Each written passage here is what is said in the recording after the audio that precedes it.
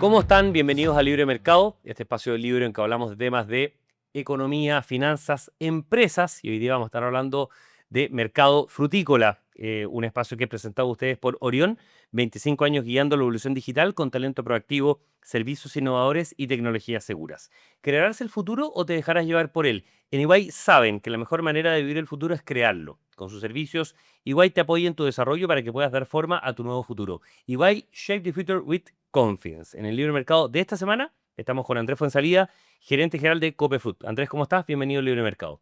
Hola, muchas gracias por la invitación. La gente se pierde un poco respecto del tamaño que tiene el mercado frutícola y también de las variedades. Como que uno se queda con ese chip, ¿no es cierto?, ochentero de la uva, de la manzana, que siguen siendo muy importantes, pero la cereza es ya el 42-43% de la exportación frutícola. Si uno hiciera un símil, si la minería fuera la fruta, la cereza sería el cobre, Así no es. en la misma orden de magnitud, pero sí en importancia. Entonces, quizás para partir la conversación, Andrés, veamos un poco algunos números, algunas cifras de lo que es el mercado de cereza actualmente en Chile. Em, a nivel, por ejemplo, de cajas, a nivel de volumen de Ujú. exportación en tonelada, a nivel de montos, ¿de cuánto estamos hablando? Perfecto. El año pasado, que ha sido nuestra mayor producción y exportación, exportamos aproximadamente 120, 125 millones de cajas. Cajas de 5 kilos. Por lo tanto, son aproximadamente 600.000 toneladas exportadas. Eso es una mayor producción, porque eso es lo que calificó para la exportación, que debe estar en torno a un 85-90% de lo que se produce. Y eso, eh, la proyección de ingresos fueron, si no me equivoco, 3.500 millones de dólares. Pero lo de la temporada pasada, la temporada 24-25, ¿no es cierto? Ujú. Porque esto no es año calendario, sino que parte Así normalmente en es. octubre y termina, tú me corregirás, febrero, marzo, Abril abril. normalmente. Abril. Fue más de un 50% de producción. ¿Qué pasó? Y Un vamos incremento de más de un de 50%. aumento Sí, de volumen, ¿no es cierto?, de sí, tonelada. sí. ¿Qué pasó? Y entremos un poco en lo que pasó el año pasado, porque puede ser muy interesante tomarlo como base para proyectar un poco lo que va a pasar este año. ¿Qué pasó el año pasado? Que la industria cerecera chilena, que es la más importante del mundo, ¿no es cierto?, produjo un 50% más, porque uno entiende niveles de incremento de un dígito, se entiende, Ujú. pero 50% más. Sí. Fue un tema de mayor plantación, fue un tema de ciertas condiciones climatológicas y cómo incidió eso también en el precio. El año pasado empezaron a surgir noticias de que este boom, te empezaba a caer los Ujú. precios, hubo año nuevo chino, en fin. ¿Cómo ordenamos un poco en términos primero de volúmenes y después de precios? Sí, mira, efectivamente, fue un crecimiento grande, pero un crecimiento que tarde o temprano venía, porque el aumento en las plantaciones en los últimos años ha sido muy grande. Por lo tanto, no es algo que haya sido tan sorprendente. Seguramente no esperábamos un 50, pero que íbamos a llegar a estos volúmenes, no había duda, por la cantidad de fruta, de plantas que se han, de huertos que se han plantado, perdón. Y además se conjugó en lo que tú dijiste, muy buenas condiciones, muy buen frío invernal, lo que hace que las plantas tengan muy buena producción y por lo tanto hubo una mezcla de ambas cosas y eso hizo ese incremento que nos pilló eh, de sorpresa, en definitiva. Yo creo que al mercado lo pilló de sorpresa, eso hizo que no tuviésemos una gran capacidad de, de reacción frente a esto. Y por otro lado, hubo otros factores que, como tú bien dices, incidieron en la caída del precio. Creo que el incremento de volumen es el primer factor, pero hay otros factores que estuvieron en juego y que dependiendo de a quién tú le preguntes, te va a decir cuál es el más relevante. Pero uno de ellos es, para los chinos, la calidad.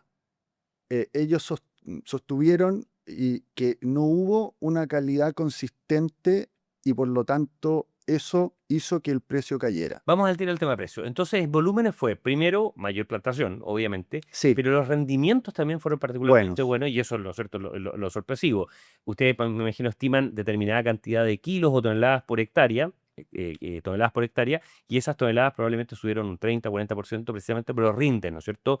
Mucho frío en invierno, poca lluvia probablemente en primavera, que es bastante complicada para la cereza, y, ¿no es cierto?, muy buen calor al momento de florecer, al momento, ¿no es cierto?, Ujú. de ese tema. Ahora, vamos al tema precio, porque surgieron muchas noticias a mediados de enero, Ujú. aquí en Chile baja el nivel de noticias en esa temporada, donde, ¿no es cierto?, empezó a verse que había una caída de presión importante en la cereza. Y este boom pareciera que empezaba a desinflarse. Pero al final no fue tan así. De hecho, para este año se proyecta más o menos un nivel similar. ¿Qué pasó con la demanda china?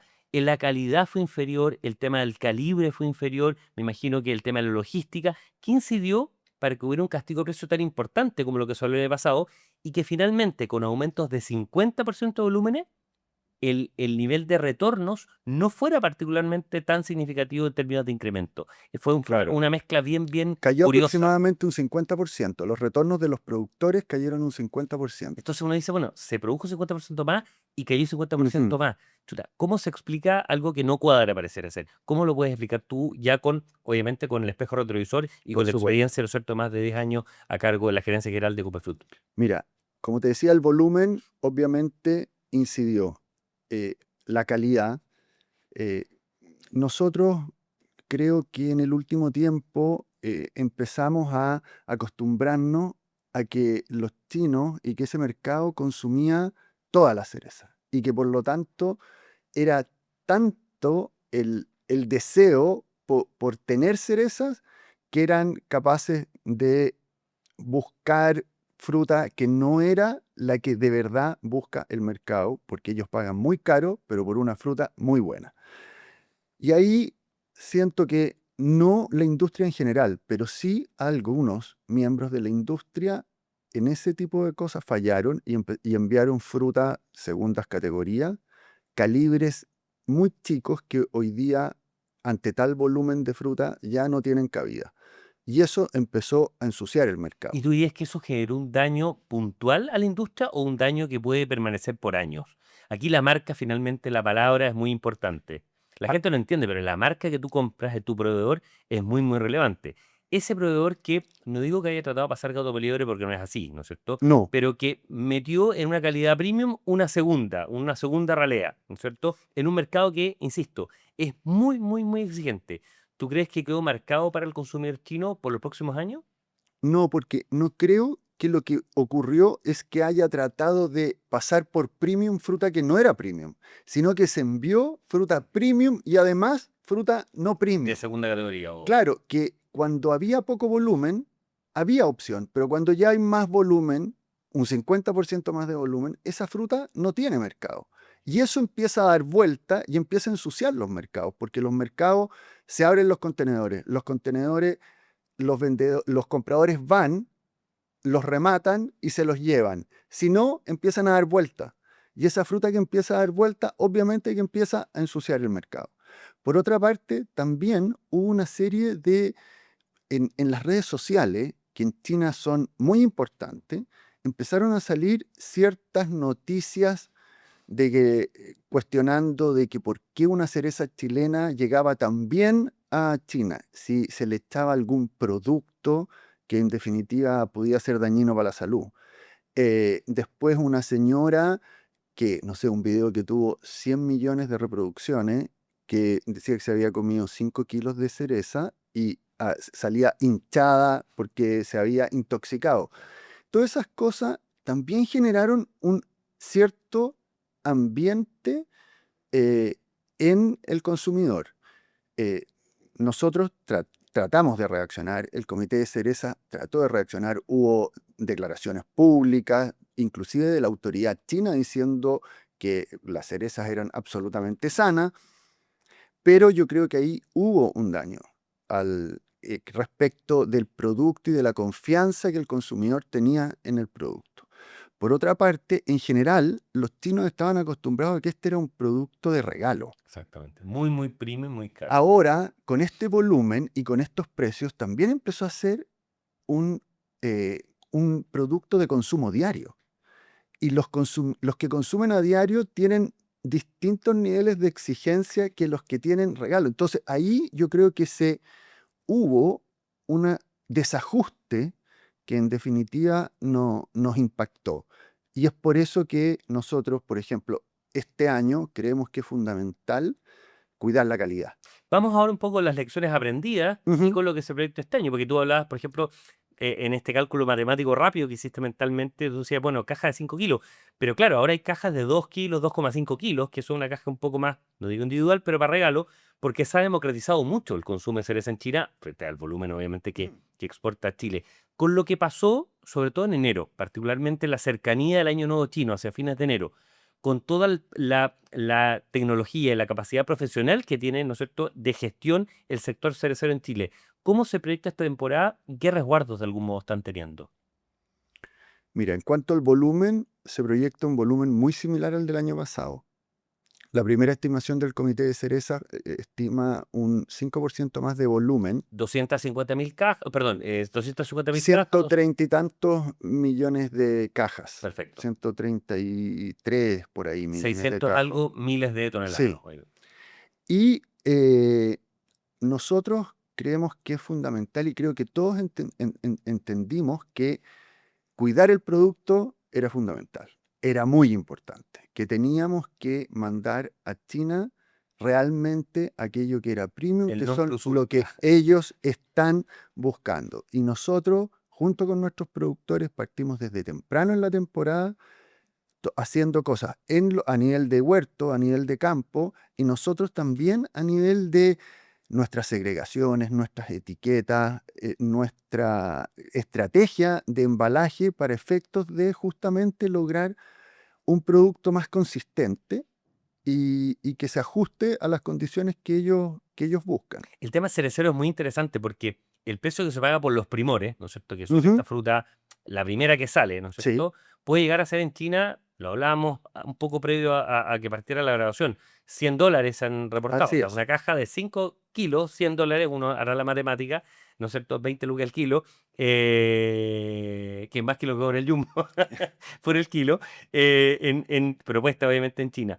A niveles de Año Nuevo Chino, hacia fines de enero, donde el volumen es muchísimo, donde todos quieren llegar, donde hay una demanda importante, pero hay una oferta muy, muy relevante también.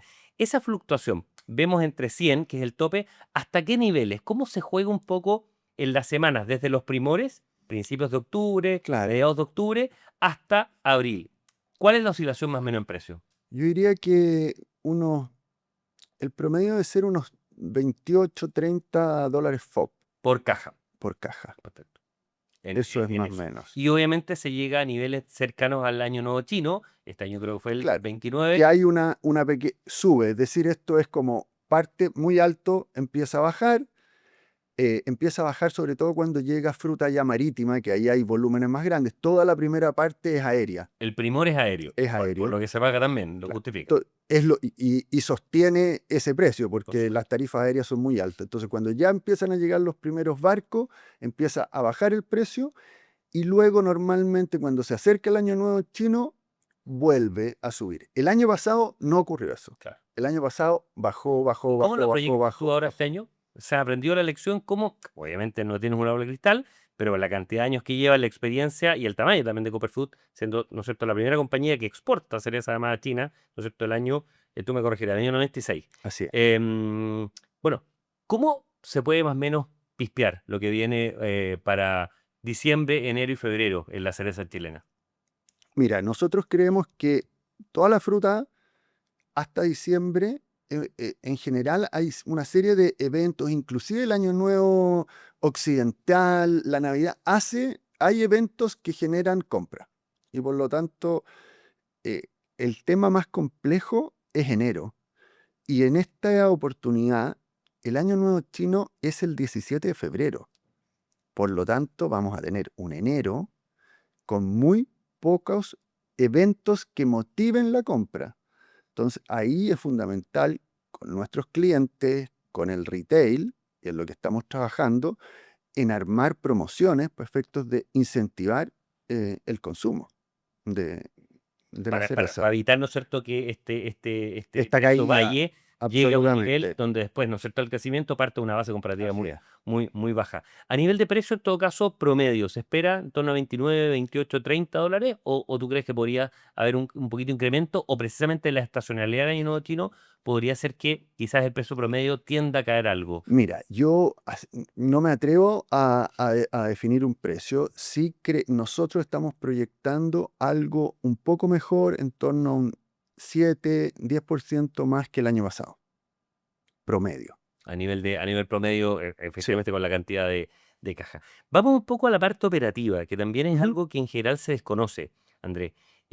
Uno tiene la idea de que esto es un campo, que los cerezos crecen, ¿no es cierto? Que hay ciertas condiciones climáticas, tiene que haber un agrónomo que le pegue más o menos al tema, y esto se cosecha además manualmente, después se embala en ciertas líneas productivas, ¿no es cierto? Y está listo el tema. Y después se le vende a una exportadora y dice, pero la verdad que las personas que conocen el tema, que han estado en terreno, hay un nivel de sofisticación desde el layout de la organización de cerezos para plantación, el nivel de cosecha, que mucho actualmente es automático, el nivel, por ejemplo, de cereza orgánica que actualmente se produce. Toda la línea, por ejemplo, de producción, de embalado y después, por supuesto, la logística de la exportación. ¿Se me puedes contar un poco el nivel de sofisticación y algunos ejemplos que tenga Copperfood en términos de dar cuenta de una tecnología de punta de algo que pareciera todavía ser muy manual, pero en realidad está muy lejos de ser eso? Sí. Mira, de verdad, bueno, la fruticultura en general y la cereza es un negocio de cientos de detalles y que cualquier detalle es te puede echar a perder la temporada si es que te equivocas. Y por lo tanto, la planificación, como dices tú, de los huertos, de la forma de cómo se cosecha, de la forma de cómo la fruta se lleva a la planta, es una cuestión que está muy estudiada, donde hay mucha ciencia detrás. Es decir, hoy día la fruta se cosecha a mano, no hay automatización todavía en la cosecha, es a mano, pero a su vez cada huerto tiene humidificadores para mantener un cierto nivel de humedad.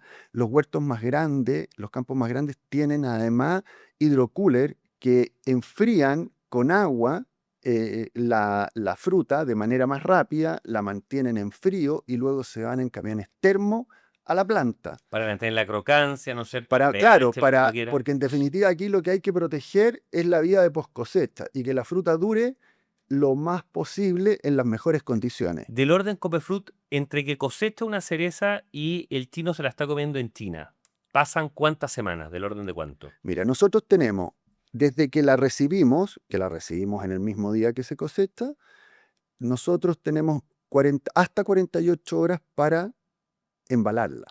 Pero en cuanto llega, se enfría. Eso es lo primero. Después se embala. Yo diría que unos 4 o 5 días para subirla al barco.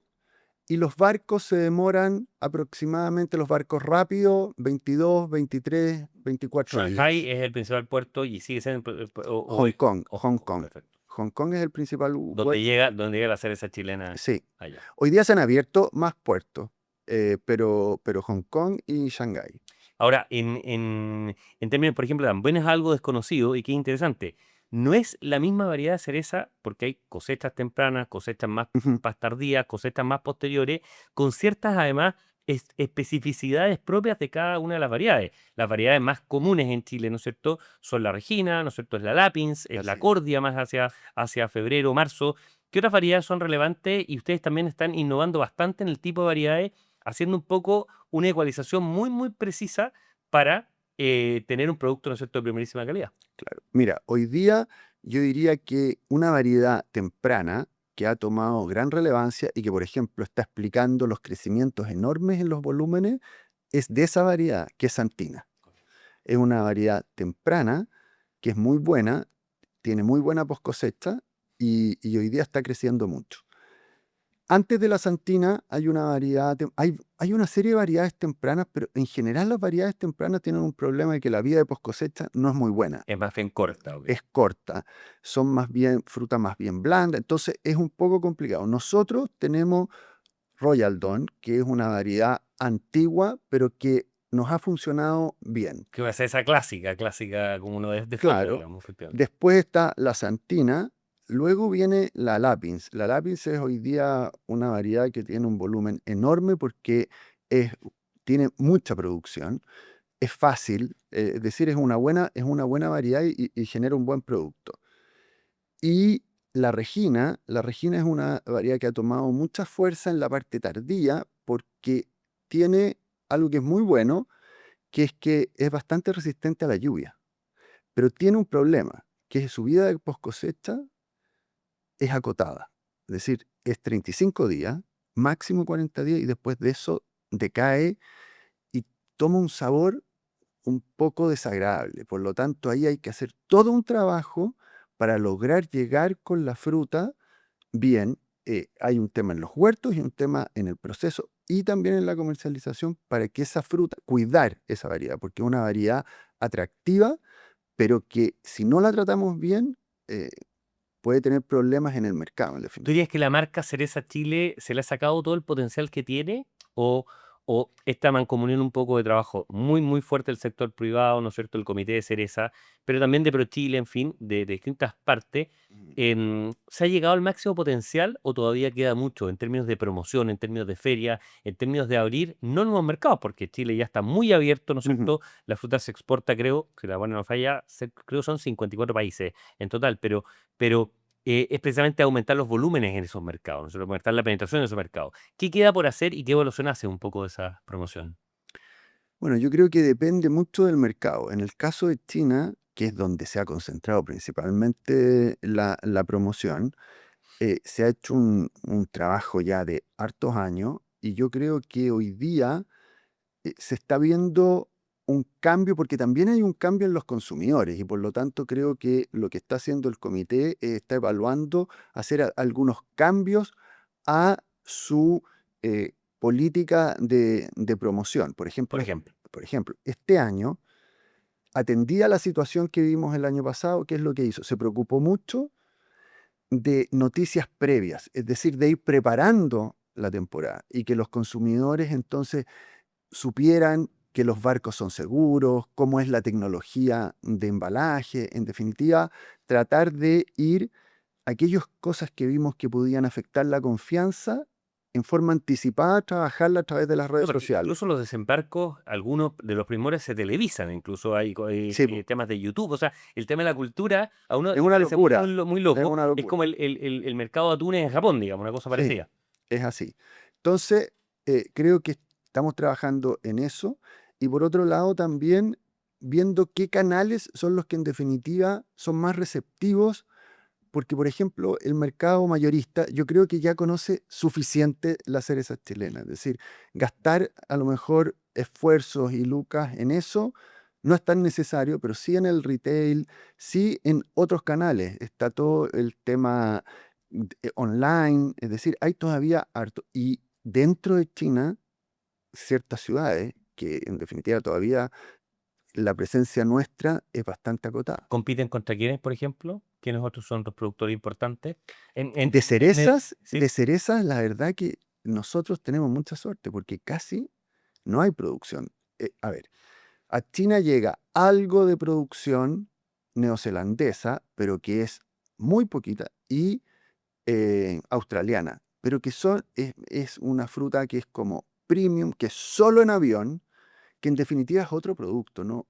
No está en la categoría. A Chile, solo competimos entre nosotros, entre los distintos exportadores. Es decir, no hay fruta, no hay cerezas de otro origen en ese momento en el mercado. Bueno, hay que ver qué pasa este año. Obviamente ya la temporada partió formalmente, ya hay algunos embarques, aviones, digamos, no embarques todavía.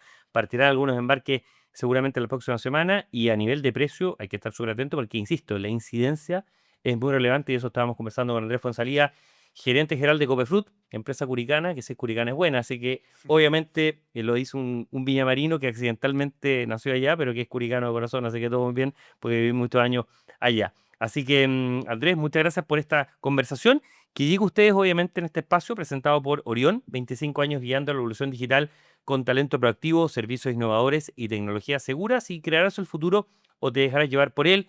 En EY saben que la mejor manera de vivir el futuro es crearlo. Con sus servicios, EY te apoya en tu desarrollo para que puedas dar forma a tu nuevo futuro. EY Shape the Future with Confidence. A ustedes, como siempre, muchas gracias y nos encontramos la próxima semana.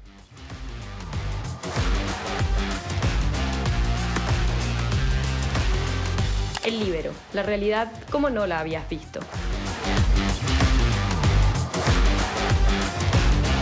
Haz que estos contenidos lleguen más lejos haciéndote miembro de la Red Líbero.